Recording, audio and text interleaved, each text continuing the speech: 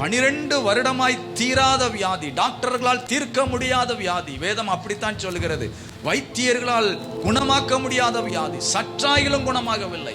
தன் ஆஸ்திகளெல்லாம் விற்று அவள் வைத்தியத்தில் செலவு பண்ணின பொழுதும் அவளுடைய வியாதி சுகமாகல.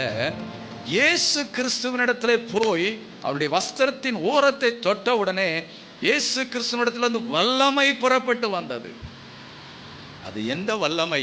அவளுடைய வியாதியை சுகமாக்குகிற வல்லமை, அவளுக்கு ஆரோக்கியத்தை கொடுக்கிற வல்லமை, அவளுக்கு இருந்த எதிரான சூழ்நிலையை மாற்றின வல்லமை.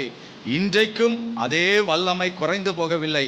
அதே வல்லமை உங்கள் நடுவிலே இறங்கி வரப்போகிறது.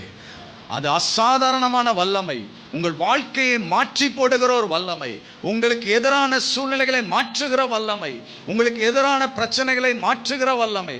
அது இயேசு கிறிஸ்துவினுடைய வல்லமை.